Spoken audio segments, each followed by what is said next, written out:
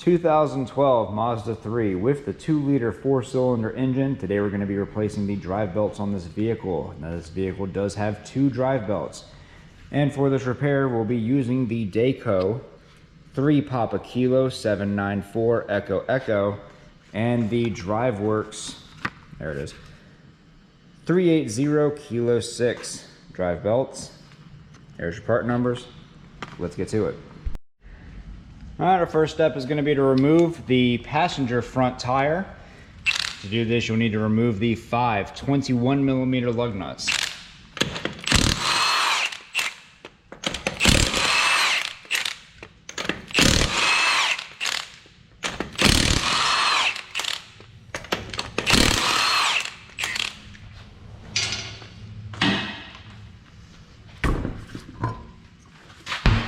Next, we can move in here. We can see we have 2 10mm bolts and a little pop tab with a Phillips head screwdriver attachment on it. We've got down here 2 10mm bolts right here and right there. Is it just 2? Yeah, it's just 2. And then we can get this thing out of here and start removing these belts.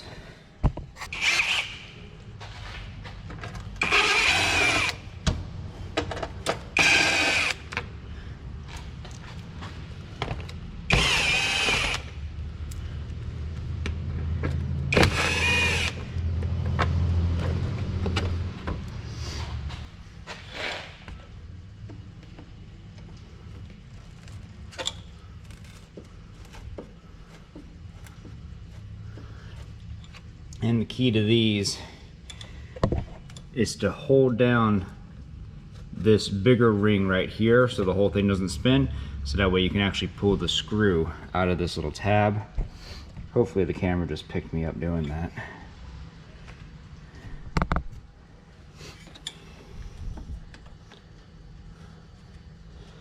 And once it's out enough, you should just be able to pull the screw out, and then you can just pull this whole thing out.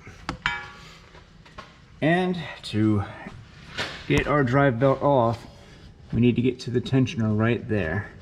That's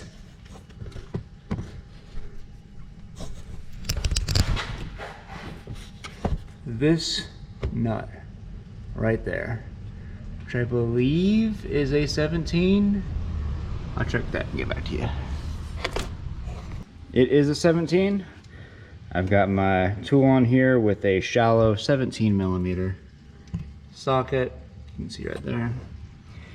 And we're gonna go ahead and loosen this in a counterclockwise rotation if my tripod would stop moving around. There we go. Looking good. And there's the main belt. Go ahead, we can actually just leave this on here, I think. Nope, it's gonna pop off. That's all right. Go ahead and remove this belt. And as you can see, we got pieces missing out of this belt. It's all dry rotted and starting to crumble apart. So we're gonna go ahead and replace that. And obviously while we're here, we want to go ahead and replace this drive belt in the rear, which looks like it runs the water pump. It looks like an external water pump, but I might be wrong. Is it power steering? Yeah, it might be power steering. Okay, yeah, it's power steering. All right, yeah, it runs the power steering pump. That does really look like an external water pump though. Anyway. All right, and to get our second belt off, that is our water pump right there. It is completely stationary. There are no pulleys or anything else that will help you with removing that belt. How you do this, you get a 21mm on your crankshaft there. I'm gonna try to keep this thing as much in focus as I can.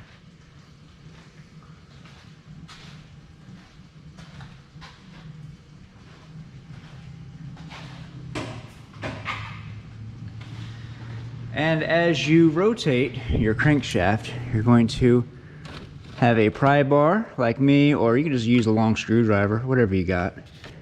And you're going to maneuver it off the belt like so.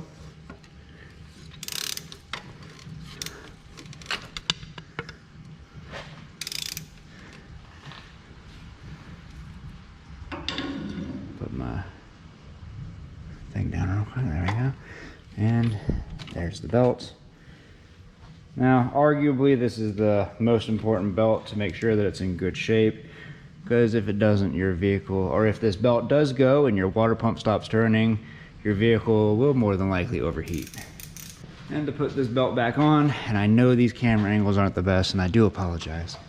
And to get the water pump belt back on, we'll start by putting it around the water pump pulley, and then we're going to put a zip tie right through here, connecting the belt to the pulley. Now, I've already started this, but you can see where I started the zip tie here, and I cranked it all the way around here, and you can see the belt is about to go on. What you need to do while doing this is make sure that the belt does not come off of the water pump pulley up here. If you look closely, you'll see that mine has, but what I'm going to try to do to correct this is once I get this onto the crank, I'm going to spin the crank in the opposite direction and see if I can't get the pulley to go back on properly, or the belt to go back onto the water pump pulley properly.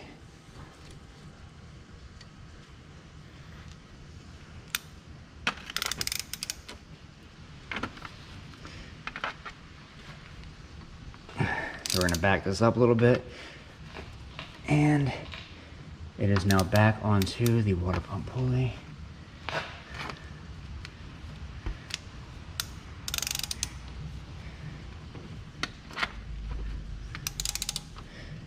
And now we can go ahead and keep spinning this forward and help push this belt down into the proper groove.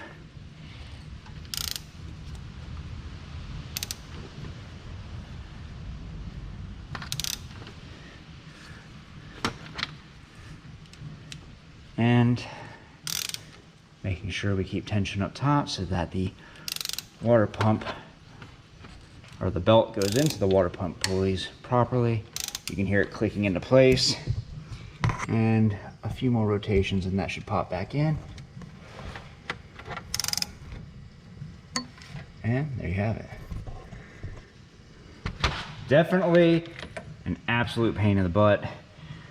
This main crank pulley is a 21 millimeter, by the way.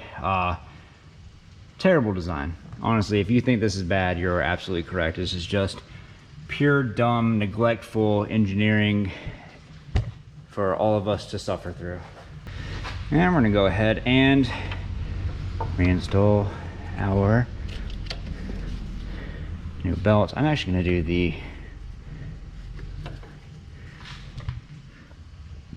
crankshaft pulley last. I'm gonna see if I can't wiggle this up here a little bit. That's all there is to this. Just the alternator, the tensioner pulley, and this. Yep. Go ahead and leave that out of the way. Get my 17 millimeter back in here.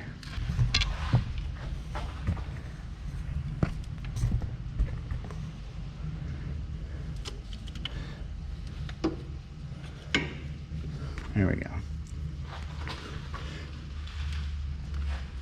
Go ahead and put that tension onto the tensioner. As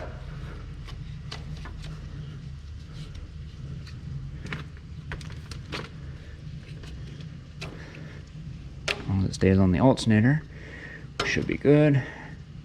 Go ahead, give a feel around, make sure everything is lined up the way it's supposed to be, and go ahead and remove your tool and have your 17 millimeter socket stay on there for who knows what reason. Anyway, and that's pretty much all there's to removing and replacing these belts. That water pump belt does suck, but it is extremely vital, and maybe that's why they made it so difficult to fix. but who knows. But other than that, if you'd like to watch another video on one of these vehicles, go ahead and check out that video next. I made that one just for you. But other than that, if this video helped you out, leave a like. Don't forget to subscribe. We will see you all next time.